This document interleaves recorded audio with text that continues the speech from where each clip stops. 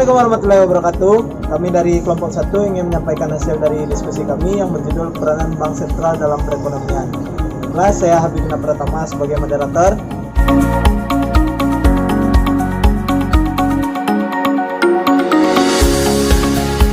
Saya Mardalini sebagai pemateri.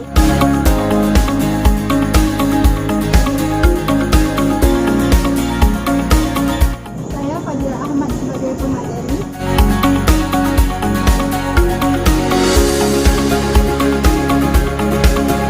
Saya Aksanul Fikri sebagai pemateri.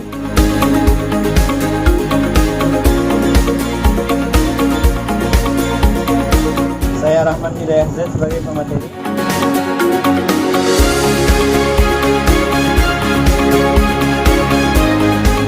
Baiklah, kita langsung saja masuk ke topik pembahasan yang mana materi pertama akan disampaikan oleh Mardalini. Mardalini, dipersilakan. Pada kesempatan kali ini, saya akan menjelaskan tentang permintaan uang dan penawaran uang. Yang pertama yaitu permintaan uang. Permintaan uang di sini dapat diartikan sebagai suatu kebutuhan masyarakat akan uang tunai. Jadi, kalau masyarakat butuh uang, berarti muncul permintaan uang. Nah, berdasarkan teorinya, permintaan uang dibagi menjadi dua bagian, yaitu satu, teori liquidity preference kindness. Menurut teori ini, ada 3 motivasi orang memegang uang, yaitu untuk transaksi, berjaga-jaga, dan memperoleh keuntungan. Nah, berikut penjelasannya. Yang pertama, motivasi transaksi.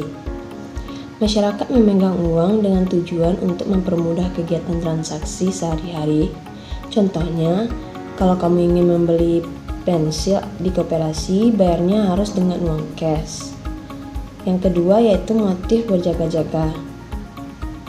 Motif berjaga-jaga adalah untuk persiapan menghadapi hal-hal yang tidak diinginkan atau yang tidak terduga.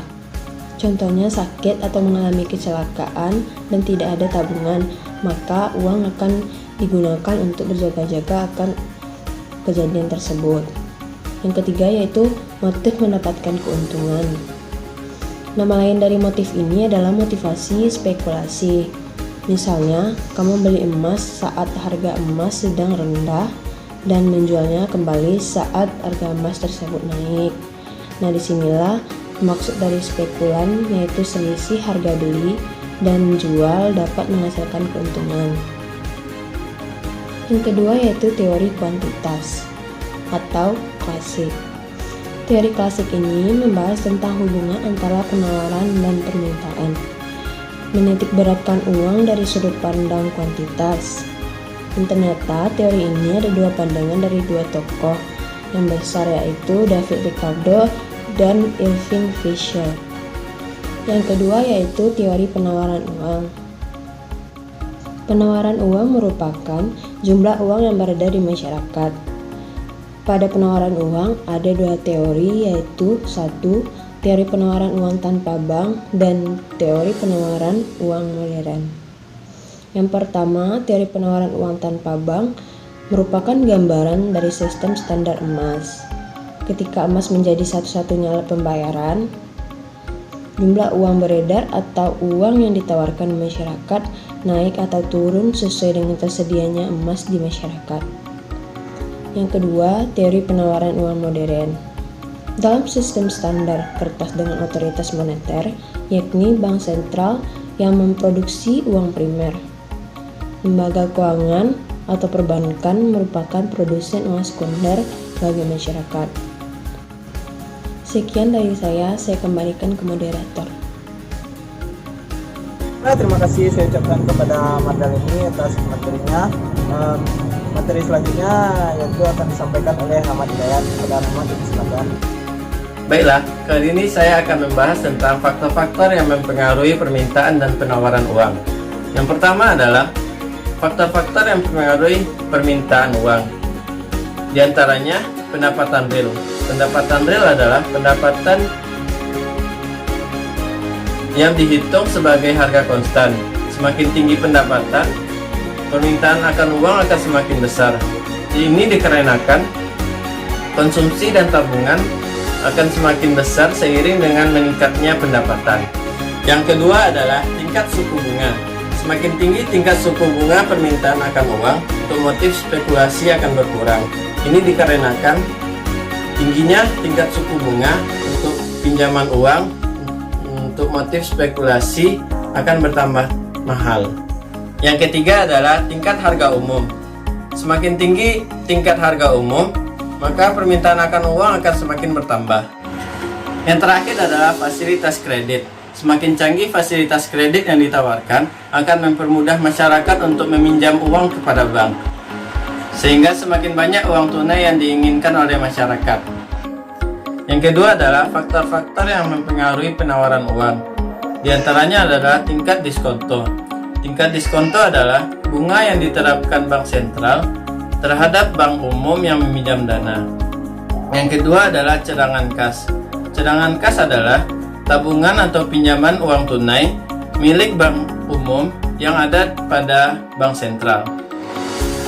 Yang terakhir adalah kebijakan pasar terbuka.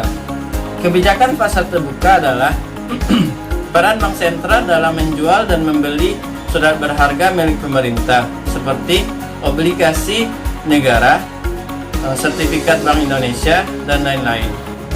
Terima kasih kepada Rahmat Dayat telah menyampaikan materinya. Materi selanjutnya akan disampaikan oleh Iksanul Fikri. Kepada Iksanul Fikri, baiklah, saya akan menjelaskan mengenai teori tingkat suku bunga. Pada prinsipnya, teori tingkat suku bunga adalah harga atas penggunaan uang yang biasanya dinyatakan dalam bentuk persen untuk jangka waktu tertentu. Ada beberapa teori yang dianggap penting untuk diketahui, yaitu teori klasik. Menurut teori klasik, tingkat suku bunga merupakan teori permintaan dan penawaran terhadap tabungan. Teori ini membahas mengenai tingkat suku bunga sebagai suatu faktor penyeimbang antara permintaan dan penawaran. Fungsi yang menonjol dari uang dalam teori ekonomi klasik, yaitu sebagai pengukur nilai dalam melakukan transaksi, 2 sebagai alat pertukaran untuk memperlancar transaksi barang dan jasa, 3 sebagai alat penyelesaian hubungan hutang piutang. Teori kedua yaitu ada teori Keynesian atau preferensi likuiditas, yaitu teori penentuan tingkat suku bunga. Menurut Keynes ini dan lebih dikenal lagi dengan teori liquidity preference, yaitu mengatakan bahwa tingkat suku bunga semata-mata merupakan fenomena moneter yang mana pembukaannya terjadi di pasar uang. Artinya, tingkat suku bunga ditentukan oleh penawaran dan permintaan akan uang. Sekian yang dapat saya sampaikan. Saya kembalikan kepada moderator. terima kasih kepada Iksanul Fikri. Materi selanjutnya akan disampaikan oleh Fadil Ahmad. Kepada Fadil Ahmad, silakan. Baiklah, saya akan menjelaskan tentang kebijakan moneter Bank Sentral.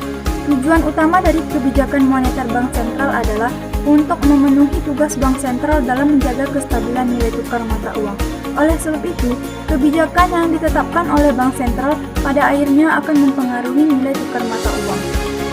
Kebijakan moneter yang ditentukan oleh Bank Sentral yang pertama adalah operasi pasar terbuka yang mempengaruhi jumlah uang beredar dan aset-aset finansial. Operasi pasar terbuka adalah cara untuk mengatur jumlah uang beredar di masyarakat dengan membeli atau menjual surat berharga pemerintah. Jika ingin menaikkan jumlah uang beredar di masyarakat, maka pemerintah akan membeli surat berharga. Dan jika ingin menurunkan jumlah uang beredar di masyarakat, maka pemerintah akan menjual surat berharga. Yang kedua, fasilitas penyediaan yang pada dasarnya menyangkut penyesuaian tingkat suku bunga. Kebijakan moneter Bank Sentral ini mengatur pendanaan dari Bank Sentral kepada bank umum, yaitu fasilitas bagi bank umum yang mengalami kesulitan likuiditas.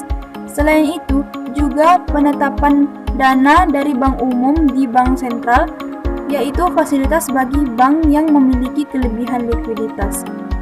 Kebijakan ini bertujuan untuk mendorong Bank Sentral agar menyimpan atau menarik dana di Bank Sentral.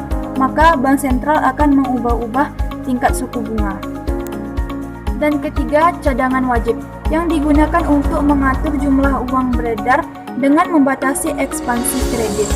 Kebijakan moneter ini digunakan untuk mengatur jumlah uang beredar dengan memainkan jumlah dana cadangan perbankan yang harus disimpan di bank sentral.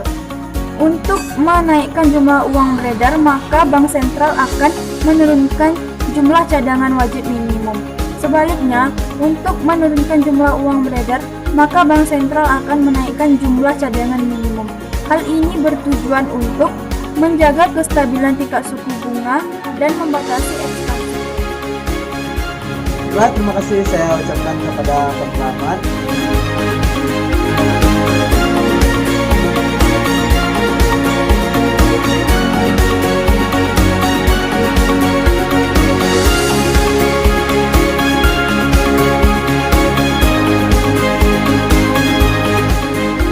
Sekian dari hasil diskusi kami.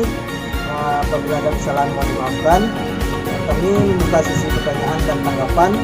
Bagi masing-masing kelompok boleh menanyakan satu pertanyaan dan memberikan satu tanggapan. Pertanyaannya boleh ditanyakan di forum diskusi di e-learning. Baiklah, sekian dari kelompok kami. Saya Julian Pratama sebagai moderator undur diri. Assalamualaikum warahmatullahi wabarakatuh.